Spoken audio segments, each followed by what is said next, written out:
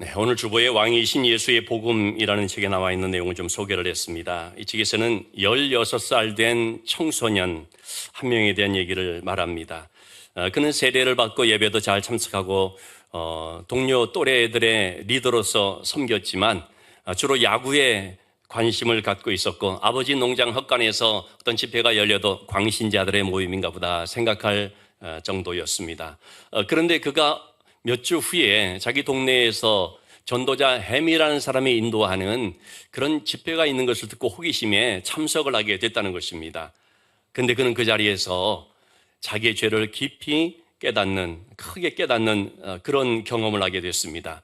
그러면서 세례받는 걸로서 구원받는 것이 아니다라는 사실을 알게 됐습니다. 그리고 그 자리에서 죄를 회개하고 믿음을 고백하고 예수 그리스도를 나의 구주로 영접함으로써 구원의 확신을 갖게 됐습니다. 그리고 집에 가서 그는 자기 부모님에게 내가 변화되었다고 이렇게 기쁨으로 얘기할 수가 있었습니다. 그 청소년의 때에 복음을 듣고 이렇게 변화된 한 소년이 바로 20세기 최고의 부흥 전도자라는 얘기를 듣는 빌리 그레함 목사님이었습니다. 이 빌리 그레함 목사의 말씀은 직설적인 것으로 유명하다고 합니다. 복음을 전할 때 아주 단도직입적으로 전하는 것이죠. 당신은 죄인입니다. 그 죄가 당신을 정죄합니다. 그런데 예수님 안에는 구원의 복음이 있습니다. 죄를 회개하고 예수님을 영접해야 됩니다. 그럼 구원받습니다. 너무나 간단 명료한 메시지지만 그러나 그 말씀 안에 파워가 있어서 그래서 얼마나 많은 사람들이 수백만의 그런 사람들을 주께로 인도했다라고 말하기도 하지요. 자, 여러분 우리가 예수님을 믿는다는 것이 얼마나 중요한 문제인지를 알 수가 있죠. 예수 믿으면 구원받기 때문이죠. 예수 믿으면 천국 가기 때문이죠. 그 말을 뒤집어 말하면 뭡니까? 예수 안 믿으면 죽는다는 것입니다. 예수 안 믿으면 지옥 간다는 것입니다. 오늘 본문의 말씀은 예수님께서 내가 곧 길이요 진리요 생명이다라는 말씀인데요. 예수님께서 요한복음에 나는 누구다라고 하는 자기 선언이라고 하는 이 말씀의 6번째 내용인데요. 자, 예수님께서는 요한복음 13장의 말씀을 통해서 예수님의 잡히실 것에 대한 말씀을 제자들에게 빌어서 자세하게 하게 되죠. 그런 말을 듣게 되었을 때 이 제자들의 마음이 어떠했겠습니까? 1절의 말씀을 보니까 근심이 되었던 것입니다. 이 근심이라고 하는 말, 이것은 티라세스토라고 하는 그런 단어인데 마음이 요동치다는 뜻이라고 합니다. 제자들이 예수님께로부터 정말 너무나 충격적인 얘기를 듣게 됩니다. 너희 중에 한 사람이 나를 팔 것이다. 가룟 유다를 두고 한 말이었죠. 그런데다가 참 수제자격이라고 생각될 수 있는 베드로가 예수님을 3번씩이나 부인한다는 것입니다. 그런 얘기를 들었을 때 제자들의 마음이 막 요동을 치는 것이죠. 우리식으로 요즘 표현을 한다면 아마 마음이 멘붕이 된 것이 아닐까 싶습니다. 그때 예수님께서 하신 말씀이 그렇기 때문에 하나님을 믿으니 또 나를 믿어라. 이 말은 하나님을 믿는 것처럼 나를 믿어야 된다. 이제 그렇게 번역이 된다고도 하는데요. 어쨌든 여러분 믿는다라는 것은 뭡니까? 신뢰하고 맡기는 것이죠. 너희가 하나님을 그렇게 믿는데 그처럼 예수님을 믿어야 한다는 것입니다. 여러분 우리는 살아가면서 세상 여러 가지 일들 때문에 근심하거나 믿거나 둘 중 하나밖에 없습니다. 어떤 일을 만나든지 근심하지 말고 하나님께 맡기고 하나님을 신뢰함으로 하나님 의지하라. 그것이 바로 주님 하시는 말씀이죠. 근데 이 하나님을 믿는다는 것은요, 그것은 곧 예수 그리스도를 믿는 것을 뜻합니다. 어떤 사람들은 하나님은 내가 믿는데 예수님은 안 믿는다. 그렇게 될 수 있거든요.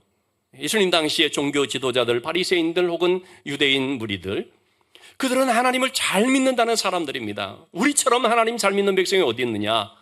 우리는 하나님을 잘 알 뿐만 아니라 하나님에 대한 열심이 얼마나 특별한지 이렇게 잘 믿고 있고 기도 생활, 금식, 구제 이렇게 열심히 하고 있다. 그렇게 하는 사람들이 바로 종교 지도자들이요, 바리새인들 이제 그런 사람들이었죠. 근데 그들은 하나님을 믿는다라고 하는데 예수님을 믿습니까? 안 믿습니까? 안 믿습니다. 예수님께서 하나님이 약속하신 그 구약의 선지자들이 말한 다윗의 왕권을 가지고 다윗 자손으로 오시는 메시아 그리스도임을 안 믿는 것입니다. 자, 그에 반해서 제자들은 예수님을 메시아 구세주로 믿는 거죠. 예, 믿었는데 문제는 뭐냐면 제자들이 예수님을 우리의 구세주, 우리의 메시아라고 믿는 그 의미가 뭐였느냐면 자기 민족을 구원하고 자기의 민족을 회복시켜주는 메시아로 믿었다라는 것입니다. 믿기는 믿었는데 그들의 믿음은 어떤 믿음입니까? 잘못된 믿음이었던 것이죠. 여러분, 믿는 사람과 믿지 않는 사람이 있죠. 근데 믿는 사람 중에서도 바르게 믿는 사람과 잘못 믿는 사람들이 있죠. 예, 여러분, 오늘날 세상에는 믿지 않는 사람들이죠. 교회 나오는 사람은 그래도 믿는 사람이라고 하죠. 그러나 이 교회 나오는 사람 중에 구별을 한다면 알곡과 쭉정이가 있다고 볼 수 있죠.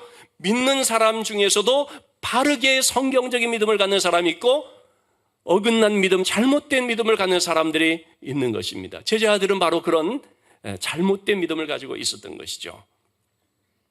여러분, 예수님은요, 이스라엘 나라의 회복을 위해서 오신 분이 아닙니다. 한 나라의 번성을 위해서 오신 분이 아닙니다. 한 나라의 주권을 되찾아주려고 오시는 분이 아니라는 거죠. 여러분, 이 기독교 안에서도 기독교 민족주의라는 것이 있는데요, 대단히 위험한 것입니다. 지금 미국에서 이 기독교 민족주의로 인해서 크게 지금 막 논란이 되고 있거든요. 기독교 민족주의자들의 특성이 뭐냐면 미국은 백인들의 나라다. 인종차별이 너무나 심하고요. 그리고 하나님의 말씀 성경을 그냥 자기식대로 갖다가 붙이며 해석하면서 아주 극우적이고 강성적인 막 그런 식으로 돼버리는 것입니다. 우리나라도 마찬가지입니다. 기독교 민족주의를 가져버리게 되면은요, 그러면은 여러분, 거기서 무슨 선교라고 하는 개념이 나올 수가 있겠습니까? 다른 민족을 섬기는 그런 마음이 어떻게 나올 수가 있겠습니까? 복음은 그것이 아니거든요. 그런데 제자들만 하더라도 그런 물이 들어있었던 것이죠. 그러니까 예수님께서 승천하시는 바로 그런 자리에서도 제자들이 묻는 궁극적인 질문이 뭐였습니까? 주님, 이스라엘 나라를 회복하심이 이때니까, 사도행전 1장에서. 그러니까 주님 뭐라고 말씀했습니까? 이스라엘 나라가 아니라 예루살렘으로부터 온 유대와 사마리아 땅끝까지 이르러서 복음이 전해지는 것이 중요하다. 그래서 너희는 성령이 임하시면 복음의 증인이 되리라 말씀을 하신 거거든요. 여러분, 예수님은 온 인류의 구세주이십니다. 예수님은 우리 모든 인간의 죄를 담당하셔서 죄 문제를 해결하러 이 땅에 오신 구세주인 것입니다. 그분은 우리를 하나님께로 인도하신 하나님의 나라로 인도하는 분입니다. 우리가 이 땅에 발붙이고 살고 있지만, 그러나 여러분, 우리는 하나님의 나라가 있습니다. 오늘 본문의 말씀에서 주님은 그 말씀을 하고 있습니다. 2절의 말씀 보면 내 아버지 집에 거할 곳이 많도다. 여기서 말하는 거하다, 이 모나이라고 하는 단어는 일시적인 거처가 아니고 영구한 거처라는 뜻이라고 합니다. 하나님의 나라에 우리의 영원한 집이 있습니다. 다시 말하면 천국과 지옥이 있다는 것입니다. 천국에 안 가는 사람 지옥 가는 것이죠. 여러분, 우리가 천국과 지옥이 있다는 것을 아는 것이 참 중요합니다. 죽으면 끝이야, 그거 아니라는 것입니다. 어떤 남편이 교회에서 집사 직분도 받았는데 주일날 교회 나가서 예배 드리는 것을 막 지겨워했습니다. 주일만 되면은 교회 안 갈 궁리를 했습니다. 어느 날도 주일날 교회 가려고 아내가 막 준비하고 있는데 말했습니다. 오늘은 당신이 대표로 교회 가서 예배를 드리고 와. 나는 대표로 집 보고 있을게. 그래서 아내가 하늘 수 없이 혼자 교회를 가서 예배를 드리는데 남편은 그 시간에 예배 드리는 시간에 집에 있으면서 뭐 하겠습니까? 낮잠 자면서 잠들었습니다. 꿈을 꿨습니다. 아내와 함께 천국문에 이르렀습니다. 꿈에서 말이죠. 그랬더니 천사가 말했습니다. 두 사람 부부죠. 그렇습니다. 그러면 대표로 아내만 들어오십시오. 남편에게 충격을 받아가지고 깜짝 놀라 잠에서 깼다는 것이죠. 그래서 그 다음부터는 절대로 예배 안 빠졌다. 우스개입니다만은 어떤 사람이 참 말씀을 봐야 되는데 바빠서 못 보고, 기도해야 되는데 바빠서 기도 안 하고, 예배 참석해야 되는데 바빠서 예배 안 드리고, 그냥 입에 달린 말이 바빠서 봉사하는 거 바빠서 못하고, 그러다가 이제 하나님 앞에 죽어서 하나님 앞에 갔습니다. 생명책을 가지고 하나님이 보시면서 이름이 뭐냐고 물었겠죠. 예, 누굽니다. 당연히 그 생명책에 이름이 있을 줄로 알아서 다 기대하고 있는데 하나님 말씀하셨습니다. 바빠서 이름 적는 걸 깜빡했다고. 여러분, 예배에 빠진다고 해서 뭐 천국까지 못한다, 절대 그 말하는 거 아닙니다. 우리가 이 세상이 끝나면 그게 끝이 아니라 그 다음에 하나님의 심판대가 있다는 것입니다. 히브리서 9장 27절의 말씀, 우리가 한번 세상에 태어나서 죽습니다. 모든 사람이 다 죽음에 이릅니다. 그런데 그 후에는 심판이 있으리라. 이 심판이라는 건 뭡니까? 천국이냐 지옥이냐라는 것입니다. 영생으로 가는 부활이냐 영벌로 가는 부활이냐, 그렇게 나뉘어진다는 것이죠.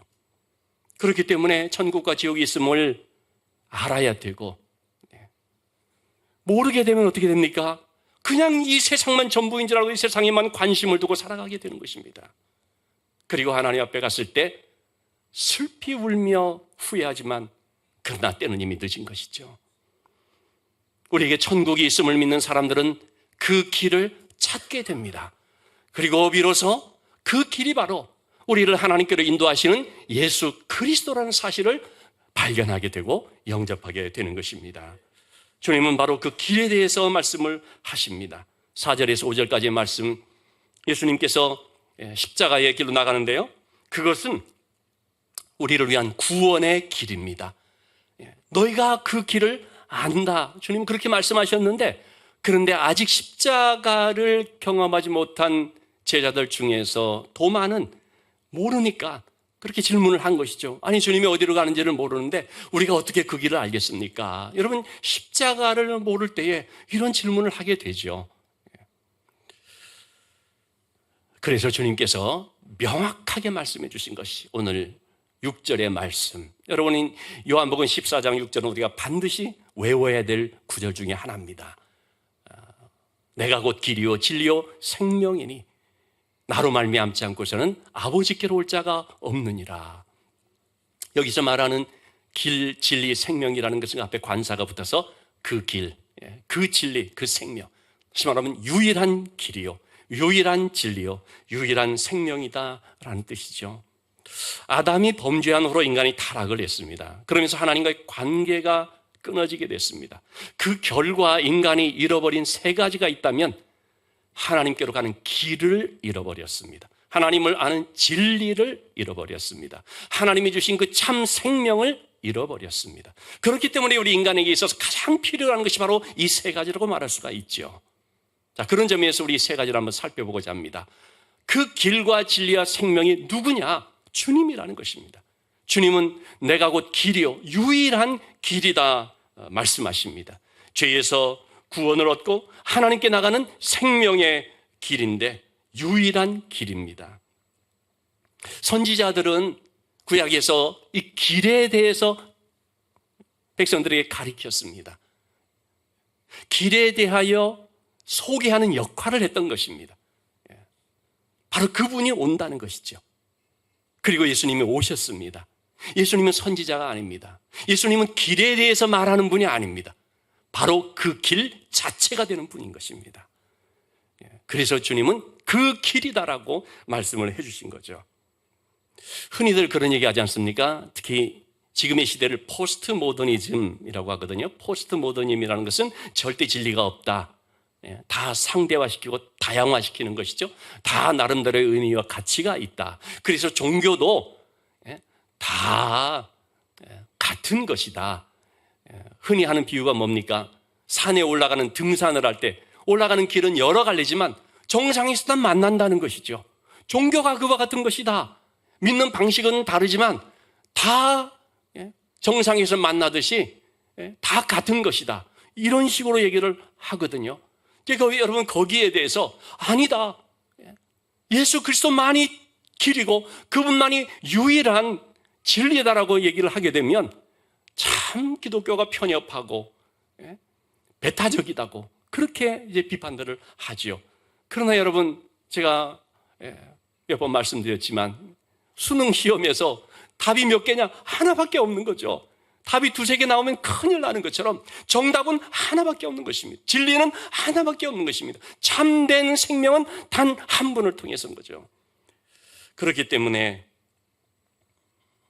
우리는 이 좁은 길, 그 유일한 길을 향하여 가는 것입니다. 사람들은요, 길이 많기를 원합니다. 그래야 편하고 부담이 없거든요. 근데 여러분, 세상에 있는 모든 길들은 어떤 길들이겠습니까? 잠언서 14장 12절에 나와 있는 것처럼요, 예수 그리스도 외에 그 모든 길들은 다 괜찮아 보이고 마치 생명으로 인도하는 것처럼 보여질지 모르지만 사망의 길이라고 말하고 있습니다. 그 길 따라가다 보니까 낭떠러지 절벽에 나와버립니다. 우리를요, 사망을 향하여 가게 만드는 길들입니다. 사도행전 4장 12절의 말씀에서 오직 우리가 부를 구원의 이름은 단 하나, 예수 그리스도밖에 없음을 말해주고 있습니다. 다른 이름으로는 구원을 얻을 수가 없나니 이 점을 우리가 분명하게 해야 되는 거죠. 또한 디모데전서 2장 5절에서 우리가 하나님께로 나가는 데 있어서 우리를 하나님께로 인도하는 그 중보자는 오직 단 한 분 예수 그리스도밖에 없음을 말씀해주고 있습니다.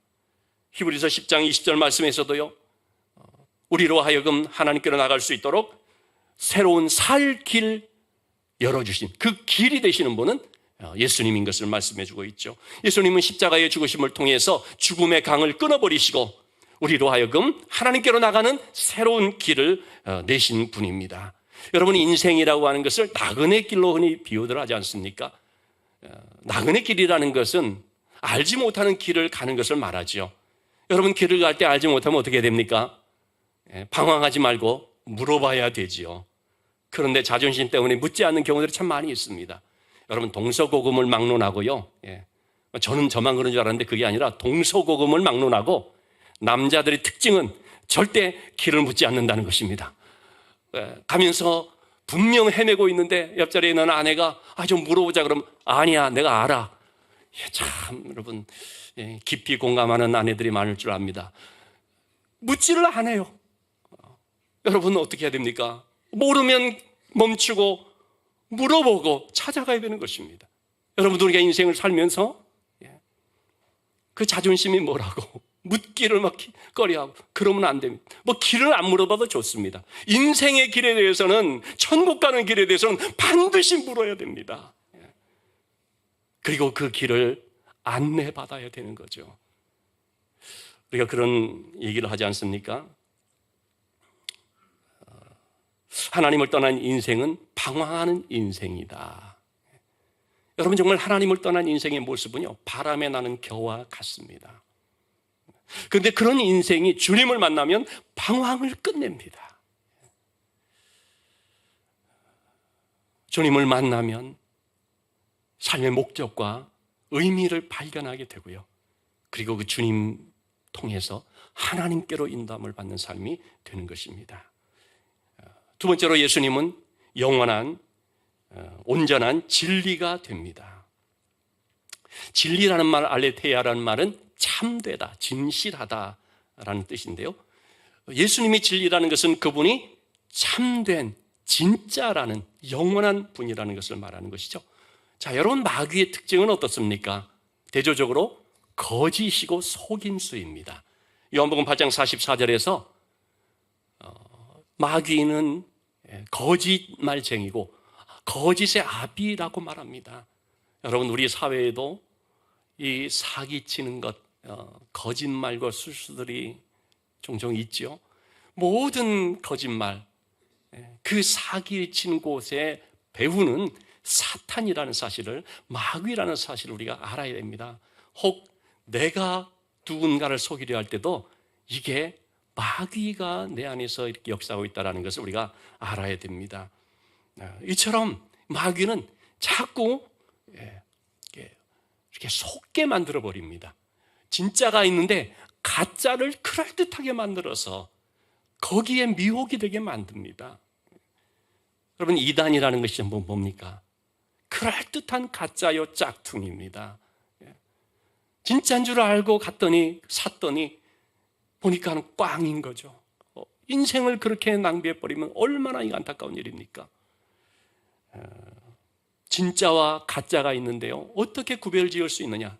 진짜는 그 안에 생명이 있지만 가짜는 없습니다. 죽음뿐입니다. 솔로몬의 명재판을 우리가 알지 않습니까? 두 명의 엄마가 한 갓난아기를 데리고 솔로몬 왕을 찾아왔죠. 이 아이를 둘 다 자기 애라고 주장하는 것이죠. 진짜 누구의 애인지를 도저히 구별할 수가 없는 거죠. 그러니까 솔로몬이 어떻게 판결을 내렸습니까? 아니, 할 수 없다. 이 아이를 반토막 내가지고 반씩 나눠줘라. 그러니까 진짜 엄마는 깜짝 놀라죠. 아니, 절대로 그러면 안 된다고. 내가 안 가져도 좋으니까 이 아이 죽이면 안 된다고. 저 여자 그냥 주라고. 그런데 다른 가짜 엄마는 뭐라고 합니까? 그냥 그렇게 하지요. 죽어도 괜찮습니다. 이런 식으로. 그러니까 솔로몬이 딱 분별하죠. 이 사람이 진짜 엄마다. 여러분, 진짜는 생명을 살립니다. 진짜 안에는 생명이 있거든요. 가짜는 생명을 오히려 죽이는 자가 되는 것입니다. 선지자도요, 거짓 선지자들이 있는 거죠. 하나님의 말씀을 전한다는 사람들도 거짓 교사와 거짓 선지자들이 있죠. 어떻게 알 수가 있습니까? 주님은 마태복음 7장 15절에서 17절 말씀을 통해서 그들의 열매로 알리라 그랬습니다. 그들이 말하는 그거는 정말 그럴듯해 보일지 몰라도 그들의 삶의 열매를 보니까 가짜구나. 열매가 없죠. 열매가 거짓되고 열매가 더럽죠. 그걸 통해서 우리가 분별하는 것입니다. 여러분, 경건도요, 진짜와 가짜가 있죠. 진짜 경건이 있지만 모양만 그럴듯한 가짜가 있는 거 아닙니까? 그래서 디모데후서 3장 5절에서 이 경건을 가리켜서 모양은 있으나 그 능력은 부인하는 자라고 말했는데, 진짜 경건에는 능력이 있거든요. 가짜는 모양만 있다는 것입니다. 십자가의 진리 안에는 생명을 살리는 능력이 있습니다. 그래서 십자가를 영접하는 자는 생명을 얻고 십자가의 복음을 들고 나갈 때 생명을 살리는 역사가 나타나는 것이죠. 주님이 바로 그 진리라 말씀하고 있습니다. 세 번째로 주님은 영원한 생명이다 말씀을 하셨습니다. 여러분, 인간에게 있어서 가장 큰 고통, 가장 큰 공포는 뭡니까? 죽음입니다. 뼛속 깊이 사무치는 이 죽음에 대한 고통 또는 불안. 모래시계라고 하는 유명한 드라마가 있지 않습니까? 명대사가 하나 있죠. 그 주인공이 전혀 무엇에도 겁을 내지 않는 그런 아주 담대함을 가진 사람인데, 죽음을 앞에 두고 뭐라고 합니까? 나 떨고 있니? 그렇게 얘기하죠. 여러분, 죽음 앞에 있는 인간의 실존이 바로 이겁니다. 떨지 않는 것처럼, 괜찮은 것처럼, 나 죽음을 초월했어. 여러분, 그런 사람은요, 진짜 생사가 뭔지를 모르는 철부지 같은 사람입니다. 아는 사람은 그렇게 말 못하죠. 쉽게 말 못합니다. 그것을요, 그냥 실제적으로 확 이렇게 그게 와닿고 체험을 하는 거죠. 자, 여러분, 죽음이 이런 것인데 왜 죽음이 오게 됐습니까? 죄 때문이었습니다. 죄의 결과로 죽음이 왔습니다. 죄의 삭은 사망이요 그랬죠. 그렇기 때문에 죽음의 문제를 해결하려면 죄 문제를 먼저 해결해야 됩니다. 죄 문제가 해결되면 죽음의 문제가 해결됩니다. 죄 문제를 어떻게 해결할 수 있습니까? 죄 없는 분이 해결해야 되는데 인간은 불가능합니다. 왜요? 다 죄인이니까. 그래서 인간의 몸을 입고 이 땅에 오신, 그러나 죄가 없으신 하나님의 아들 예수 그리스도만이 이 죄 문제를 해결할 수가 있는 것입니다. 그래서 예수님은 십자가에서 모든 우리의 죄를 담당하시고, 그리고 죄의 삭신 죽음을 다 받으셨습니다. 죄의 값을 깨끗이 지불했습니다. 그러므로 죄의 문제를 해결하셨습니다. 그런데 그것이 끝이 아니죠. 죽음에서 부활하셨습니다. 그래서 죽음의 문제까지 해결하였습니다. 때문에 예수님은 우리의 진정한 생명이요 영원한 생명이다라고 말할 수 있습니다. 그 주님을 영접하는 자에게는 생명이 임하는 것이고요, 그 주님과 접속하는 자에게는 영원한 생명이 오게 되는 것입니다. 사람들은 영생에 대한 갈망을 가지고 있습니다. 우리가 아는 것처럼 진희왕이라는 사람도 죽지 않으려고 그렇게 불로초를 찾아 헤맸다고 하지 않습니까? 우리 이집트에 가보면 피라미드라고 있는데 저도 한번 가봤습니다만 그 피라미드라고 하는 것이 그 왕이 이제 죽었는데 하늘로 올라가는 그 계단을 이렇게 만든 것이다라는 그런 설명을 또 하고 있죠. 그만큼 왕뿐만 아니라 모든 사람에게 있어서의 간절한 소망은 영원한 생명이라고 할 수 있습니다. 왜 모든 인간이 다 그런 갈망을 갖게 되는 걸까요? 그건 본능인데 어떻게 그렇게 하게 됐을까요? 전도서 3장 11절의 말씀 보니까 하나님께서 영원을 사모하는 마음을 주셨다라고 말하고 있습니다. 왜 이런 마음을 주셨을까요? 인간이 영적인 존재요, 영원한 존재이기 때문입니다. 그래서 우리에게 영원을 사모하는 마음을 주신 것입니다. 때문에 우리가 영원한 천국을 사모함이 있습니다. 자, 그러면 이 영원한 천국을 우리가 어떻게 가는 것입니까? 천국이 있다고 믿으면 천국 갑니까? 나 천국 간다는 확신이 있으면 천국 갑니까? 그렇지 않습니다. 그건 전부 다 자기 확신에 불과한 것이죠. 우리가 천국 가는 것은 오직 예수 그리스도를 믿음으로서만입니다. 자, 문제는 우리가 과연 믿음이 있느냐, 이 부분인 것이죠. 여러분, 믿음이라는 것을 하나의 지적인 동의로 생각하면 그건 큰 오산입니다. 믿음은 삶입니다. 삶을 통하여 우리의 믿음이 나타나는 거죠. 서두에 제가 말씀드렸습니다만 빌리그레암 목사가 젊은 청소년 시절에 어떤 종교적인 행위나 열심을 갖는 그걸 믿음으로 생각을 했던 거죠. 저 역시도 마찬가지였고 지금도 그렇게 생각하는 사람들이 있을 것입니다. 교회 열심히 나오고 봉사 열심히 하면 믿음 좋다. 그건 믿음이 있는 것이 아니고 그냥 열심히 있는 것입니다. 종교심이 있는 것입니다. 책임감이 있는 것입니다. 믿음은 하나님을 전적으로 신뢰하고 하나님을 사랑하고 하나님께 순종하는 삶을 말합니다. 여러분, 우리가 주님을 길이요 진리요 생명이라고 고백을 하고 내 거기에 동의한다라고 할지라도요, 이 세상 살아가면서 다른 길 가고 다른 진리를 찾고 다른 생명을 즐기면서 살아가는 경우가 있을 수가 있습니다.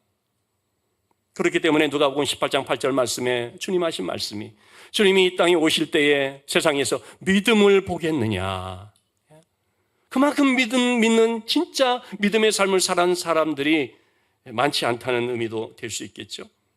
왜 마지막 때가 될수록 특별히 이 시대도 그렇고요, 왜 이렇게 믿음으로 사는 사람을 보는 것이 그렇게 어려울 수도 있느냐. 이 시대의 가치관이 너무나 육신적이기 때문에 그렇습니다. 온통 생각하는 것, 말하는 것, 추구하는 것이 육신적인, 그래서 교회를 다니는 우리들까지도요, 이런 육신적인 가치관에 오염되고 또 영향을 받아서 그만 거기에 물들어 그렇게 사는 경우들도 있는 것을 볼 수가 있죠. 마태복음 24장 37절 39절의 말씀, 마지막 때의 모습을 노아의 때와 같다고 말씀합니다. 노아의 때는요, 홍수의 심판이 눈앞에 있음에도 불구하고 그들의 삶의 모습은 온통 육신적인 것, 먹고 마시고 즐기고. 여러분, TV에서 먹방 그런 건 나쁜 건 아니겠죠. 그렇지만 그것 밖에 없을 때, 오직 추구하는 가치가 그런 육신적인 것만 될 때, 그러면 그 삶은 육신의 삶이요, 육적인 삶이요, 짐승과 다를 바 없는 삶이 돼버리겠죠. 근데 여러분, 우리도 돈만 추구하고 성공만 추구하고 자식의 출세만 추구하고 기도하더라도 성령의 은혜와 거룩함과 진실함을 구하는 것이 아니라 오직 내 마음의 정욕, 내 욕심만을 구하는 그러한 신앙생활을 하게 되면, 그러면 그것을 과연 믿음의 삶이라고 할 수 있을까? 한번 우리가 점검해 볼 필요가 있습니다. 우리는 우리 자신들의 내면을 한번 정직하게 살펴볼 때에 진짜 내가 믿음의 사람인가, 뭘 보고서 판단할 수가 있을까요? 내가 무엇을 사랑하는가라는 것이죠.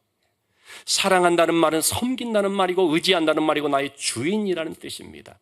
그래서 주님은 우리가 두 주인을 섬길 수가 없다. 하나님을 섬기든가 물질을 섬기든가, 하나님을 사랑하든가 물질을 사랑하든가, 둘 중 하나밖에 없다고 말하죠.